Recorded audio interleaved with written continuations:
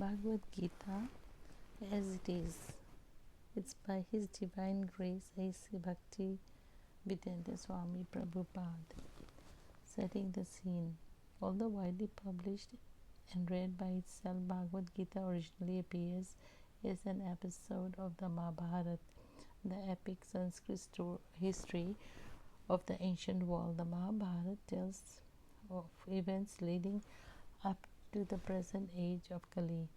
It was at the beginning of the age, some 50 centuries ago, that Lord Krishna spoke Bhagavad Gita to his friend and devotee Arjun. That discourse, one of the greatest philosophical and religious dialogues known to man, took place just before the onset of the war.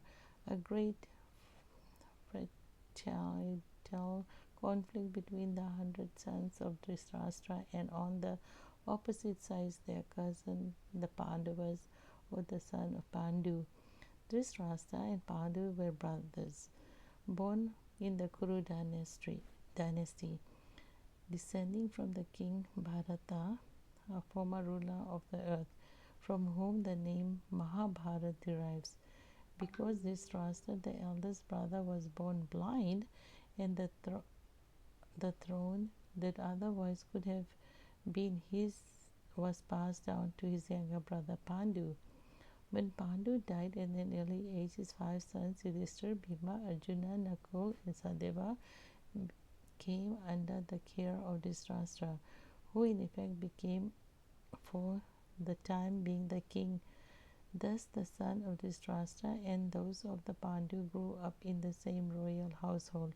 Both were trained in the military art by the expert Drona and counseled by the revered grandfather of the clan Bhishma. Yet the sons of Dhritarashtra, especially the eldest Duryodhana, hated and envied the Pandavas, and the blind and weak-minded Dhritarashtra wanted his own sons, not of those of Pandavas, to inherit the kingdom. Thus Duryodhana, with Dhritarashtra's consent, plotted to kill the young sons of Pandu, and it was only by their careful protection of their uncle Vidura and their cousin Lord Krishna that the Pandavas escaped the many attempts against their lives. Now, Lord Krishna was not an ordinary man, but the Supreme Godhead himself, who had descended to earth and was playing the role of prince in the contemporary dynasty.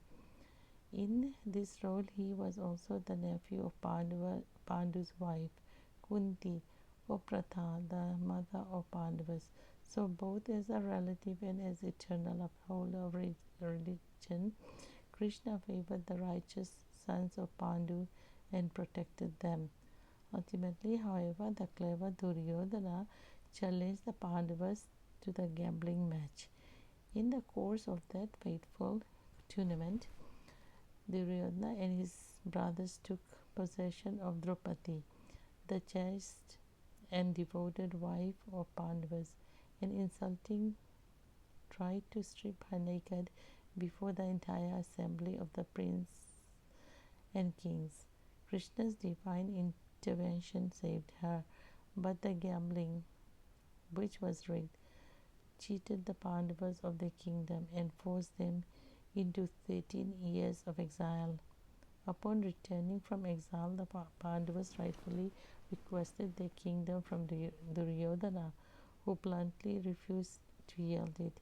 Duty bounded as prince to serve the public administration, the 5 Pandavas reduced their request to a just mere 5 villages, but Duryodhana arrogantly replied that he wouldn't spare them enough land into which to drive a pin.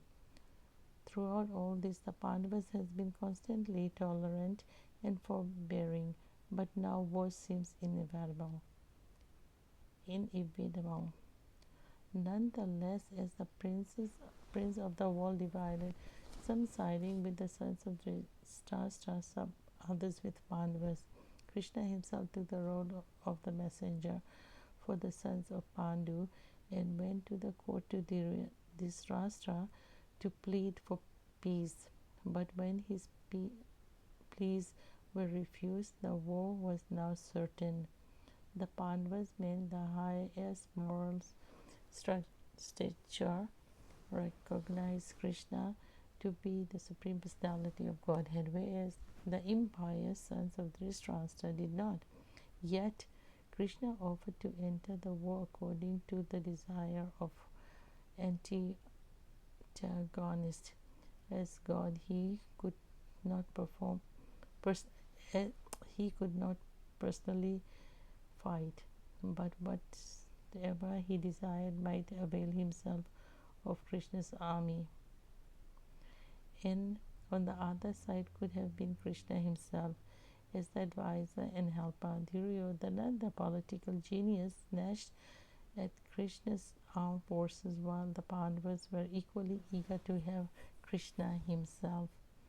In that way, Krishna became the charioteer of Arjuna, taking it upon himself to drive the fabled bowman chariot. Now brings us to the point at which Bhagavad Gita begins, with the two armies arrayed ready for combat, and Dhritarashtra anxiously inquiring of his secretary Sanjay, what did they do? The scene is set with only the need of a brief note regarding the translation and commentary. The general pattern translators have followed in rendering Bhagavad Gita into English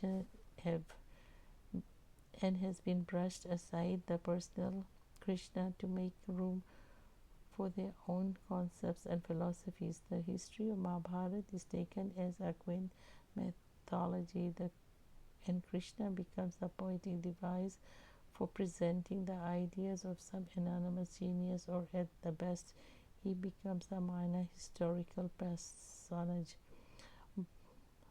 But the person Krishna is both the goal and the substance of Bhagavad Gita, so far as the Gita speaks for itself.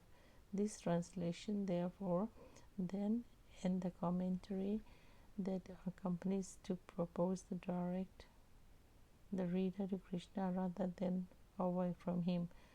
The Bhagavad Gita thus becomes wholly consistent and comprehensive, since Krishna is the speaker of the Gita and it is the ultimate goal as well. The Bhagavad Gita as it is presented in this great scripture in its true terms.